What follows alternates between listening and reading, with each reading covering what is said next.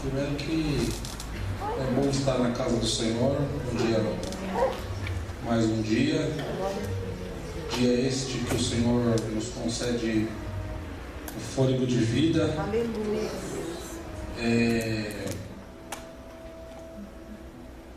E nos dá a oportunidade de falar mesmo da palavra, né? O presbítero comentou dos jovens quando leu e teve um momento nostálgico. Eu também tive. Experiência de público eu já tenho algumas décadas já. E eu me vi exatamente num tempo que eu morava na Zona Leste e o pastor local dizia o seguinte: tal dia tem um culto, vai ter pregador surpresa, só que eu não vou dizer quem é, e aí de quem faltar. Eu sou dessa época. E quando eu vi, eu vou dizer meninos, mas os meninos não são quase do meu tamanho, mas falando aqui, eu vi exatamente, mesmo, às vezes pode até parecer, não sei, parecer estar um pouco tímido, né, para estar aqui na frente. O segundo maior medo do ser humano é falar em público. Falar em público aqui na frente, com uma plateia, só perde por medo da morte. Então não é fácil, mas se vocês estão nessa luta desenvolvendo esse talento, primeiro, parabéns, porque falar para pessoas não é fácil. Eu confesso que toda vez que eu faço, eu já disse isso para vocês, mão sua, barriga desarranja, as pernas tremem. Bom, mas eu tenho uma palavra aqui, eu falando com o pastor durante o dia, disse que eu faria o possível para... Aliás, não só hoje possível para estar aqui, mas eu venho na luta para estar aqui já há um tempo, inclusive na quarta-feira. Graças a Deus o Senhor nos deu uma condição um tanto quanto de uma liberdade na empresa, mas quando a gente coloca propósito de estar na presença do Senhor, as coisas acontecem na hora de ir embora. E aí eu tive que resolver, e aí eu falei, não, agora eu vou. E na verdade eu cheguei até cedo, só que eu tive que passar em Barueri, mas aqui estamos com a glória de Deus. Amém. E aí, quando eu cheguei, os meninos estavam fazendo algumas leituras. Teve um até que recitou, não é um poema, mas um comentário, pelo que eu entendi, de algum escritor, que eu achei muito bacana, porque fala de uma guerra, é isso? Me corrija assim. Fala de liderança, de um líder pós-guerra, que às vezes pensa em jogar tudo pro alto. Eu entendi bem, é isso? Tá vendo? Tá prestando atenção, tá? E que mesmo pensando em jogar tudo para o alto, e um dia ele teria a oportunidade de ter um momento de se restaurar as forças, o ânimo, e estar de novo num banquete com uma alegria, em harmonia e assim por diante. Eu entendi bem, né? Então tá, obrigado. Aí do lado ali, eu não sei o nome ainda de vocês todos, mas aí do lado leu aqui um texto muito interessante, e no final, para fechar com chave de ouro, ele citou Chaves. Quem nunca? Mas irmãos, eu estou dizendo essas coisas para vocês porque eu observando ali, eu sou um cara que observa bastante, até por necessidade da formação. Enquanto todo mundo estava falando, o pastor estava ali só na caneta. E aí o pastor pode acompanhar o raciocínio. Para quem está ou na direção do culto ou quem vai pregar, precisa fazer a leitura do culto, do que está acontecendo, para entender o que Deus quer falar com a igreja. E eu estou, assim como a irmã que leu aqui uma palavra e deu uma saudação de forma brilhante, porque podia falar mais, porque o assunto é mais ou menos esse que eu vou falar. A palavra que eu estava ontem, muito parecido com o pastor ontem, do nada no telefone chega uma mensagem de uma pessoa muito próxima a gente, e que a gente viu crescer na igreja, assim como eu, né? Um pouco até mais de idade do que eu, e relatando exatamente o texto do comentário que o jovem leu, de alguém que é líder e que, pelas batalhas da vida, está a ponto de jogar tudo pro alto. E aí, o garoto ali leu, desculpa, eu não vou ficar fundado, qual é o seu nome, Jorge? Arthur? Aí o Arthur, quando ele começou a relatar a história, o comentário, eu me retornei à data de ontem. E aí ali, fazendo um trabalho pastoral por mensagem, aí a gente identifica alguns desvios emocionais, exatamente por conta da sobrecarga da vida. Isso começou a me chamar a atenção, e aí ali fazendo essa leitura de culto, e vindo do trem de São Paulo para cá, eu comentando com Deus, olhando o movimento das pessoas, como as pessoas falam, tratam um com o outro, e mais um dado. Ontem o Brasil parou por conta de uma trágica notícia que aconteceu no Rio de Janeiro. Eu não sei vocês, não precisa se manifestar, por favor. Mas com o desfecho da história daquele sequestro, pode ser que algum de nós, e de novo, não estou aqui querendo, mas vocês vão entender o racional. Muitos de nós talvez expressou comemoração com o desfecho da história, aonde uma pessoa perdeu a vida em detrimento, sim, de um ato que se enquadra contra a legislação brasileira, ou seja, ele comete um crime, mas que simplesmente em um momento, e aí eu não estou aqui sendo nem partidário, porque teve um monte de comentário nas redes sociais, e é muito mais voltado para a linha política do que para a área de humanas. E eu sou uma pessoa que eu sou de humanas.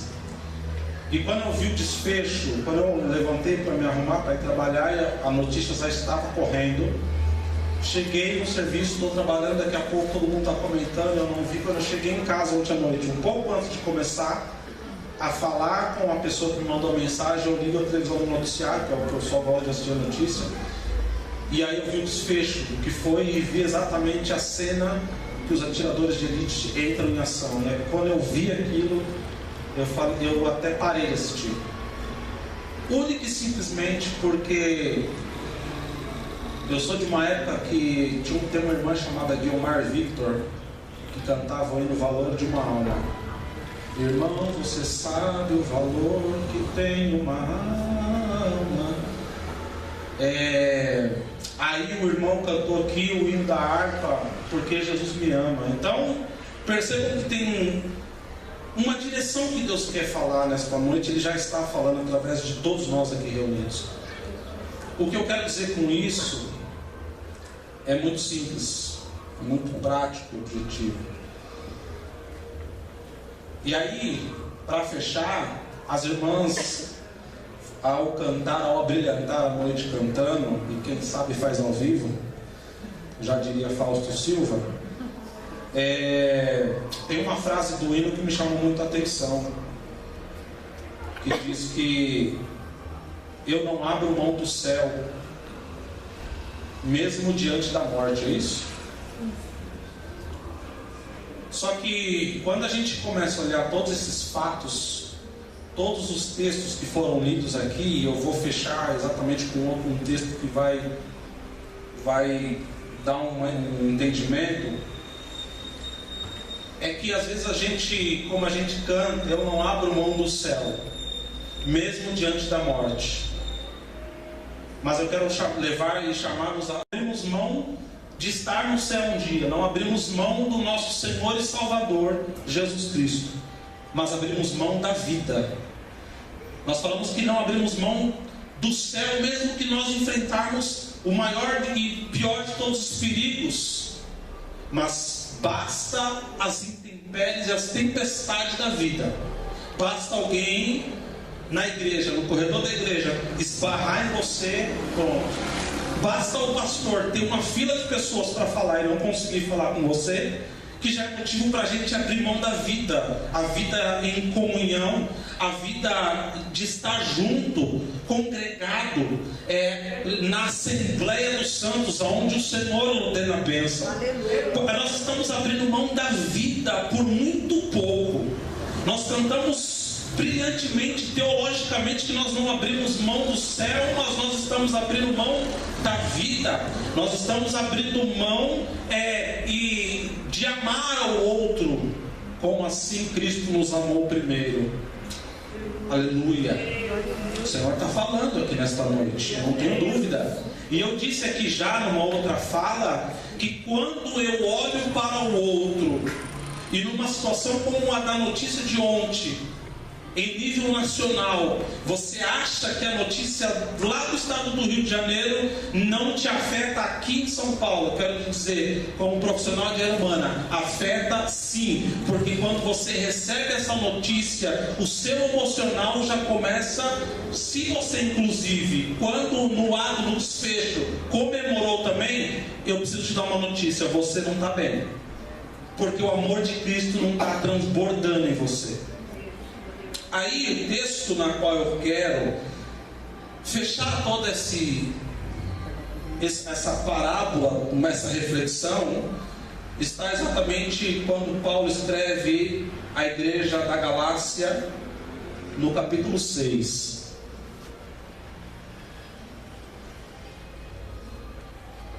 Carta de Paulo aos Gálatas, capítulo 6.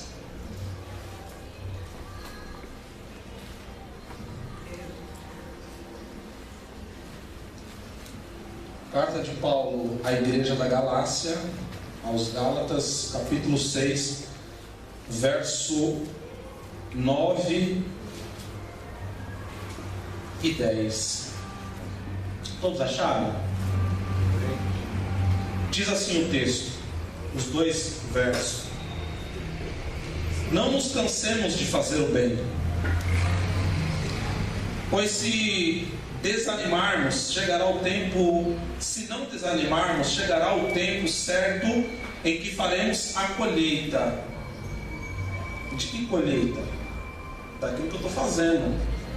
Porque tudo que eu faço hoje, amanhã volta.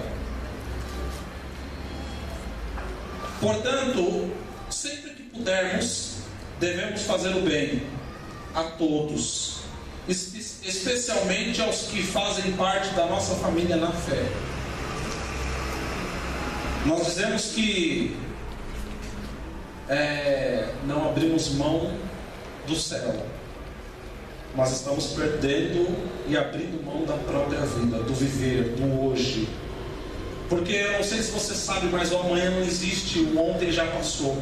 O que você tem para viver é o hoje. Se você não viver o hoje bem vivido, se você não usar o hoje, a oportunidade para amar de verdade, amanhã, como tem um hino, pode ser muito tarde. Alguém comentava, ou melhor, eu assisti uma ministração ontem dizendo exatamente disso, algo de um testemunho que aconteceu assim, aonde um homem foi diagnosticado em um estado terminal, e ao ser diagnosticado, ele vem para sua família e diz: olha, eu quero estar com vocês os meus últimos dias enquanto vivo, porque o diagnóstico diz que eu tenho alguns dias, se não horas. E o testemunho diz que ele vai explorar cada minuto, ele vai se dedicar a cada minuto para viver o que ele não viveu em anos com os seus. E o testemunho acaba dizendo que Jesus não veio para ele para mudar o diagnóstico, porque às vezes a gente acha que Deus tudo vai sempre mudar para nos beneficiar ou para tratar com o nosso desejo, e esquecemos-nos do desejo do próprio Deus. E quando se Deus tivesse que agir única e exclusivamente por causa das nossas orações, dos nossos desígnios e desejos, Deus deixaria de ser Deus. E o final do relato do testemunho diz que, passado alguns dias após essa fala, após ele desfrutar da família, ele desceu ao óbito, ele faleceu. E quando ele faleceu, ele deixou um legado para a família. Qual o legado? Viva o hoje. Ah, mas como é que eu vou viver o hoje? Porque estão me maltratando. Viva o hoje. Ah, mas como é que eu vou fazer? Porque eu estou sendo perseguido. Não se canse de fazer o bem. Porque se Paulo está dizendo não vos canse de fazer o bem, é fato que tem hora que a vida cristã cansa. Tem hora que a batalha do dia a dia da vida cristã como um todo, nas áreas na qual estamos inseridos, cansa. A vida ministerial cansa. E eu sei o que eu estou falando. A nossa vida profissional, ela cansa. Por isso você precisa tirar férias. Por isso você precisa descansar no final de semana. As coisas vêm e tem hora que, como disse o relato do Arthur, o líder, e você é líder de si mesmo, você quer jogar para o alto. Mas eu tenho uma palavra, e eu acho que você já começou a entender o que Deus está falando aqui nesta noite. O que Deus está querendo dizer aqui nesta noite, para quem tem no mínimo um par de ouvido para ouvir, é que Ele sabe que está difícil. Ele sabe que suas forças, por hora, você já não suporta mais. E vou além. Você já orou, porque você é crente. Você já orou, você já buscou. Aliás, você vem nas reuniões de orações. Aliás, você, no momento oportuno, você tira um tempo na sua casa. Aliás, no momento oportuno, você está sempre ali nos afazeres com a mente em Deus, pensando positivos em Deus, orando em espírito. Mas as coisas não mudam, e isso cansa. E Deus está dizendo o seguinte: olha, eu estou vendo que você está na lida, na batalha. Outro hino, na batalha contra o mal, você faz o quê? Continua. Porque ainda que você está cansado, o texto está dizendo: não vos canse de fazer bem, porque é possível que nesta noite alguém aqui esteja cansado. É possível que ao falar todos esses textos que todo mundo relatou, os hinos que foram cantados, você não está entendendo por que Jesus te ama, por que você está aqui, sendo que a sua vida é tão cheia de problema, sendo que você já não aguenta mais tanta coisa. Eu tenho uma palavra para te dizer, eu já estou encerrando. É porque Jesus te ama. Agora me fala qual é o porquê que Ele te ama. Se você achar o motivo, você me explica, porque até agora, com alguns anos de vida, eu não consegui saber o porquê. Porque eu sou falho, às vezes eu canso, às vezes eu quero jogar para o alto, às vezes eu quero me vingar. Eu sei que mata a alma e envenena, mas eu quero me vingar, eu quero resolver do meu jeito. Deus está falando: tira a sua mão para eu colocar a minha. Não canse de fazer o bem. Qual é o bem que Deus às vezes quer que a gente faça? É estar congregado, é estar em oração, é estar em comunhão com a igreja, é estar na leitura da palavra, é ter a sua vida cristã cotidianamente. Mas não está acontecendo nada. Deixa eu dizer uma coisa: você não precisa ver nada acontecendo, porque se você vê, Ele é Deus. Se você não vê, Ele continua sendo Deus na sua vida. Pronto, acabou. Não vos canse de fazer o bem. Sabe por quê? Porque o mesmo Deus disse a uma igreja: eu sei a sua força. Eu sei que você não está aguentando. Você acha que não está aguentando. Porque a Bíblia também vai dizer, eu não sei se você sabe, que Ele não dá prova maior do que aquela que você pode suportar. Então, se a prova que chegou na sua vida chegou, é porque Deus tem algo para te revelar a você. Então você não pode cansar de fazer o bem, porque a colheita vai chegar. Aquilo que Deus começou, Ele vai terminar, porque diz a Bíblia: fiel é o que começou a boa obra. Aonde?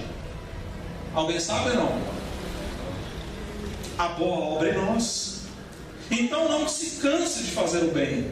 Não nos cansemos de fazer o bem, porque é possível que nós cansemos de amar alguém. Porque a gente ama e só prejuízo. E aí a Bíblia está dizendo: continua amando. Não, mas continua amando. Não, mas continua fazendo bem. Não, mas é que as minhas forças, eu sei das tuas forças, eu sei da sua limitação, diz o Senhor nesta noite. E ainda que tendo pouca força, guardaste a palavra do meu mandamento e não negaste o meu nome. Aleluia. Que nesta noite nós possamos, eu sinto Deus aqui. Bate papo tranquilo no aqui. Tá vendo? Porque não precisa todo o furdunço. Deus, ele vem na brisa também. Ele vem no papo. Ele vem na conversa, no diálogo. E ele está dizendo, olha, eu sei a sua força. Oh, glória a Deus. Oh, meu Deus. Ele está dizendo, eu sei a tua força, eu sei a sua limitação. E ele está dizendo, vai um pouco mais, ora um pouco mais, jejua um pouco mais, consagra um pouco mais, porque eu sei, aleluia, a tua força, diz o Senhor. Eu estou tentando parar, mas Deus está insistindo, repete a minha palavra nesta noite, aleluia. Ele está dizendo, não vos canseis de fazer o bem. Por quê? Porque ele sabe a sua força. E quando o olhar de Deus é um barato. Deus é uma coisa fantástica. Porque eu aqui, com algumas décadas de vida, aliás, desde sempre, eu tenho problema de visão, desde que eu me conheço por gente. Então a gente usa esse trem aqui, né? Se eu tirar, ainda, né? Estou vendo vocês, mas não me manda. Deixa eu ver, dá para ler a placa lá ainda. Mas não me manda fazer muita coisa, porque dá uma falhada. Ou seja, o meu diagnóstico com a minha visão é limitada.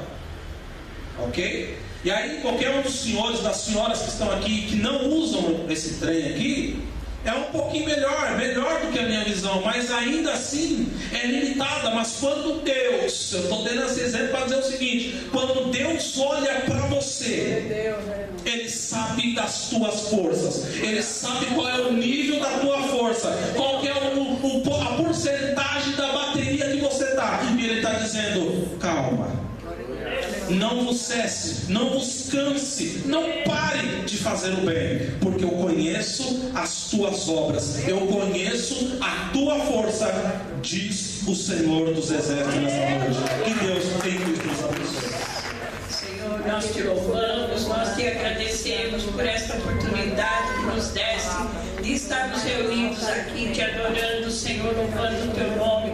Te agradecemos por tudo que nós ouvimos nesta noite. Senhor, bendito seja com cada um dos seus, meu Pai. Nos leva em paz para o nosso lar, Senhor.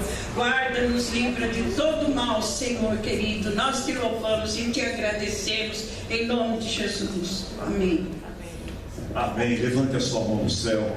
O grande amor de Deus, o nosso Pai, a graça de Jesus Cristo, Senhor nosso, o poder do Espírito Santo seja sempre sobre você, sobre a tua família. Que o Senhor abençoe a todos. A paz do nome de Jesus.